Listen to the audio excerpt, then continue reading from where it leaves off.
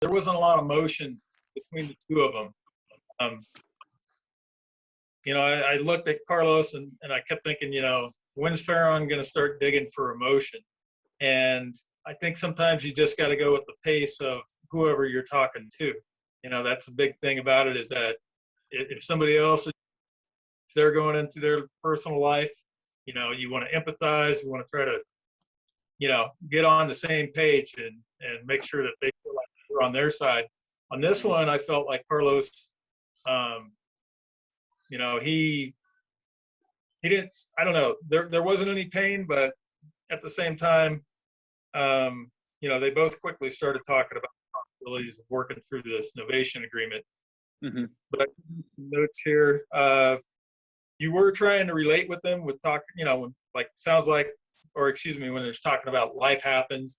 One quick thing here that I picked up on, Farron, I thought was really good. You said, well, it sounds like this.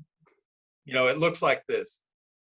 Those are the sort of things that detach you from it. So if they're like, no, that's not, you can quickly say, well, I didn't say that. Right. And right after you said, it sounds like, and then you went on and explained it. And then you immediately said, did I hear you right? And I was just going to point that out, like, try not to put I in, because then that attaches you personally. So that was the only one that's on there that. Don't say, did I hear you right?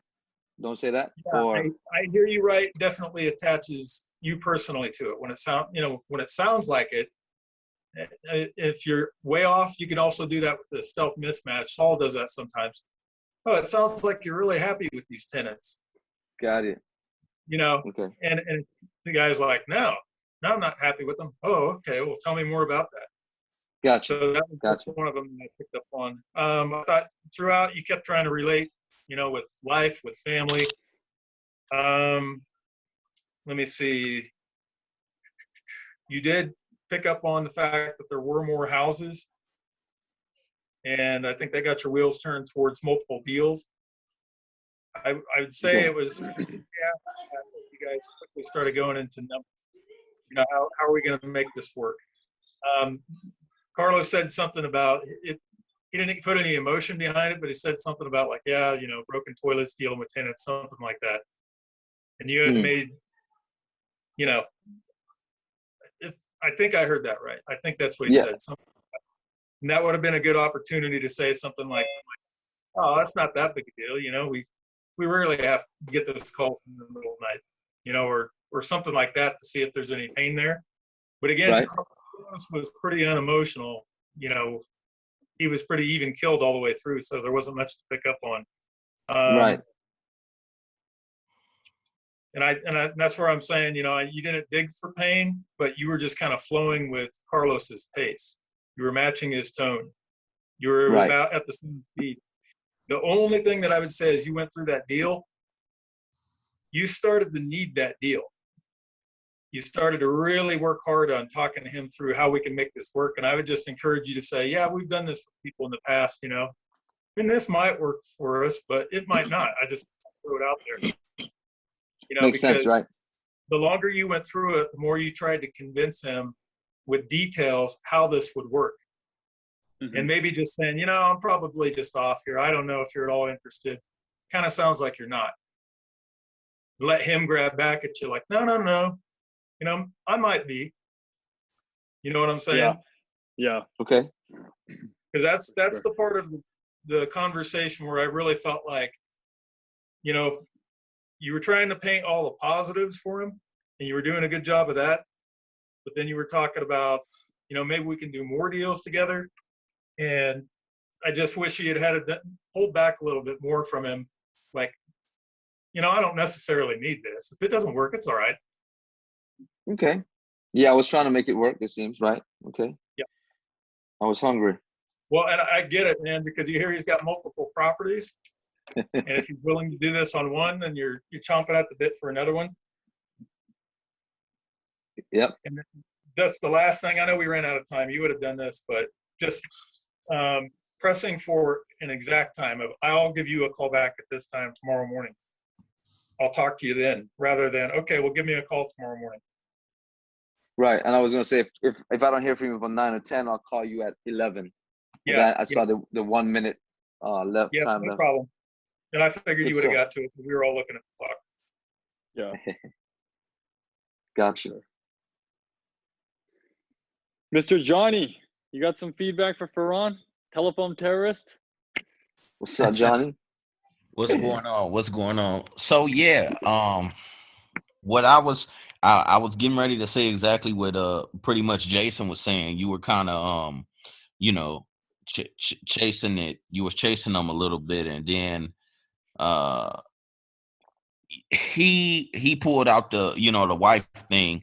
So you kind of want to say, hey, if we were able to even work out a deal, or let's say we were to come to an agreement, is there anybody else you would need to talk to? So you wanted to not chase Did as that much before. and then get the decision makers beforehand before you go into making a hard proposal.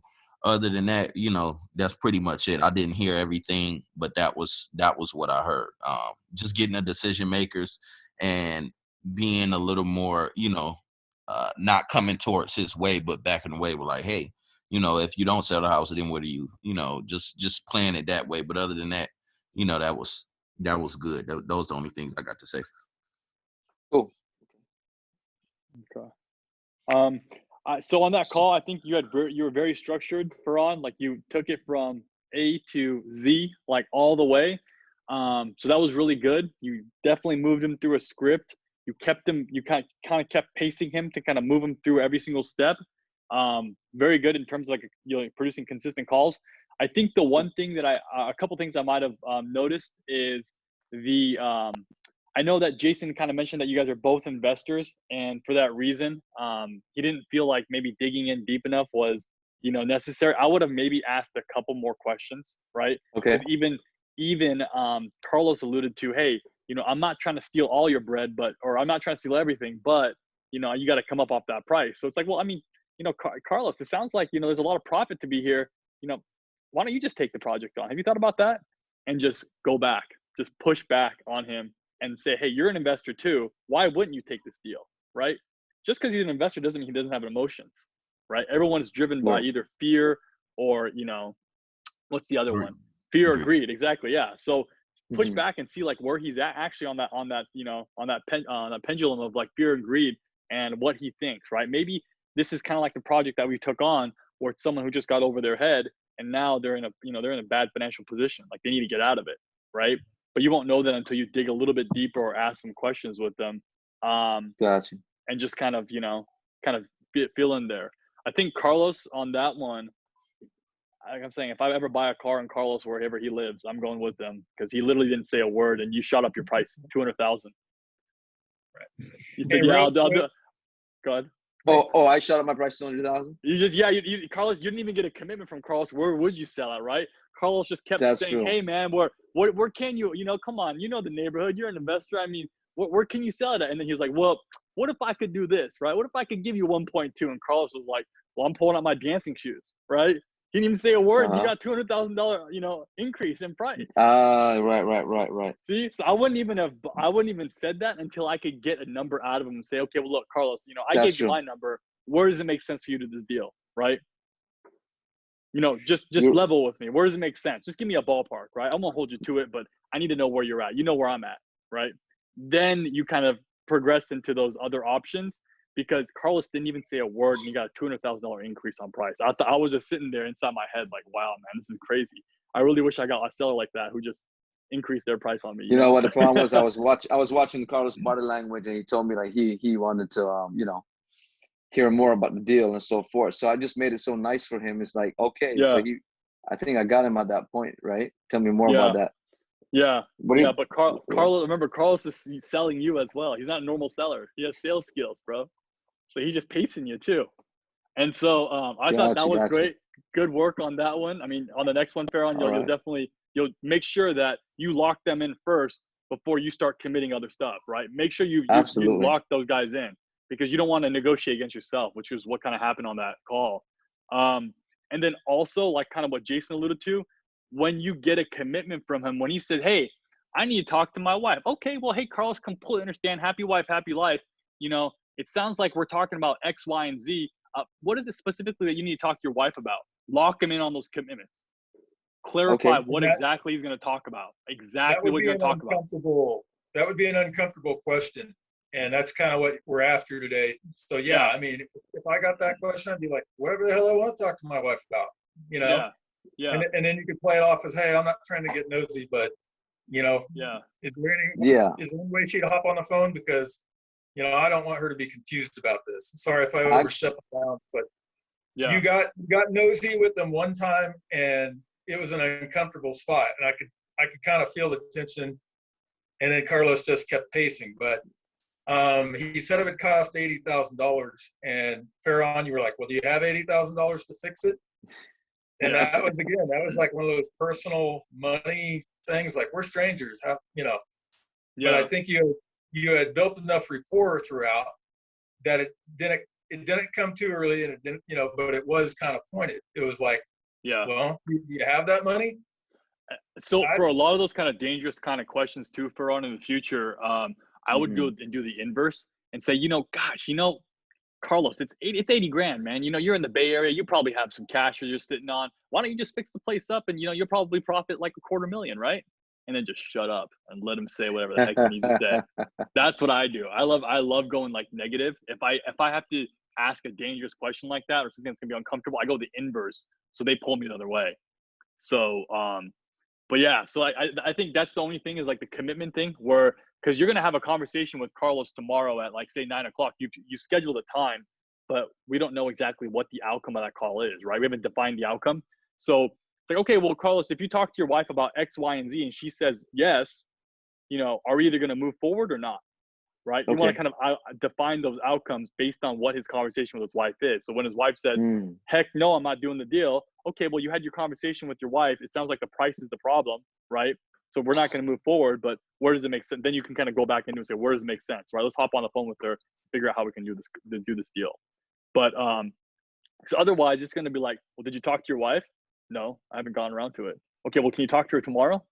Maybe I'll talk to her, you know, on Thursday, right? This is the kind of stuff. This game is going to keep going on and on. So you got to lock them in at one position and say, hey, you know, I'm not trying to be rude, and you know, if at any point during this conversation you're uncomfortable, just let me know and tell me no. But I mean, is there a possibility for you to talk to her tomorrow at this time? And, you know, can you cover X, Y, and Z? Are these the things that need to be covered? And then based off of that, you go back in that second conversation, and you know what kind of a predetermined outcome. It's either going to happen one or two ways. There's no like, you know, no man's land. You're not sitting in limbo because, oh, did you make the call? No. Okay, well, can you make the call tomorrow?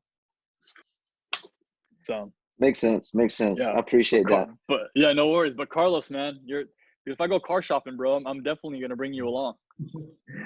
I was listening. I mean, I was looking at the 3 levels of rapport. And because I pretty much did the exact same thing that Stella did to me yesterday with you. And I kept my pace like kind of like non-emotional, because I wanted you to wake up a sleeping giant, which is the pain, with those uncomfortable questions, you know.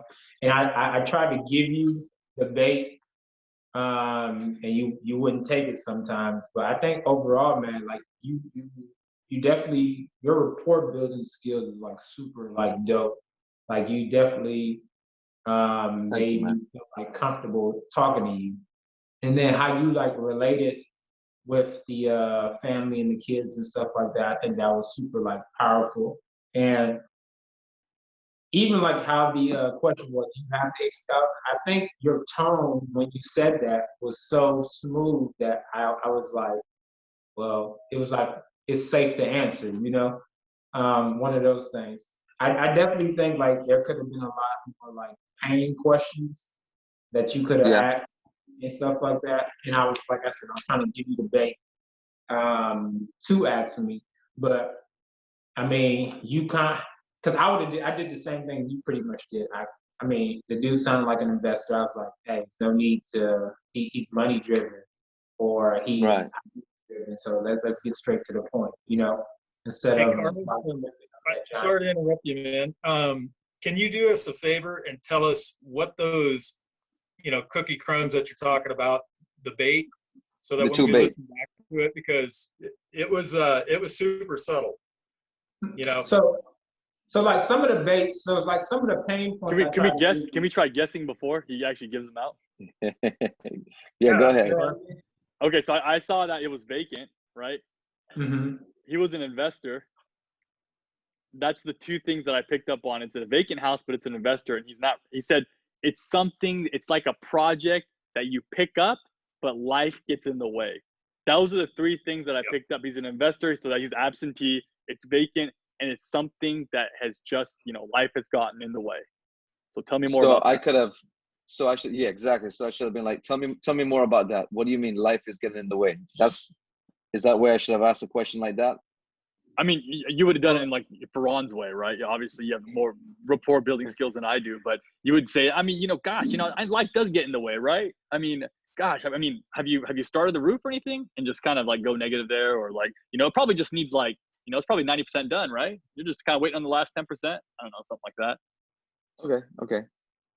And then I mean, definitely with the wife situation, when I was like she kept the monthly reminders of like we're paying the bills and the house is sitting vacant. And then I mentioned like another project I wanted to get into. I had the money to put into the house, but I didn't want to because I wanted to put it into another project. So I definitely think you could have like dug in pain wise by painting like picture perfect like scenarios of like, all right, if I take this house from you, like how would it benefit you from completing the other project that you're trying to open up, or other business you're trying to create, you know? Should I have asked you how much you actually owed on the property? I think I asked you, you know, if you had a mortgage, you said you had a little, but maybe I could have probed more and be like, well, how much do you really need from the next project? And then maybe I could have, you know, gone a different route with my offer or something. Yeah, I for sure would have asked, only because a little is, I mean, it's subjective, you know. A little could have been, you know, I mean, 995,000. You know what I'm saying? So it just really depends. I would have asked though, for sure. Right. Okay. And did it make sense when I was explaining to you the novation part and how that works? I think you made it like super simple. Simple, but like how Sal was saying, like you kind of like you was already closing the deal in your head. So, and that's why I was kind of like just rolling with your punches and stuff. But I understood it because, I mean, until you really explain novation, and I'm in like PACE's sub-2 group, and like I still had like confusions on how a novation really worked. But how you just explained it to me, I was like, oh, this is pretty simple. So you helped me, you know, really understand it. So you were really asking real questions that you really wanted to know. Tell me a little bit more about that. I sense that. Yeah, you're like, okay, I've got my dancing shoes on. Let me know. Novation. You know what? I did see your logo in one of the role plays over there. Morning role play. I think it's East Coast role play. Yeah, on the the Daily Dows. Yeah. Yeah. Can't miss that logo. Mm-hmm. Good stuff, man. Great stuff. Yeah, good work, Ferran. Good work, Carlos. You guys did well. I like that call. It was good. Thank you, man. Thank you. Man, it's some killers. It's some killers out here now. Wow, y'all. Man, I got to work on my skills, man. I got to get my skills better. What is that, a mesh net?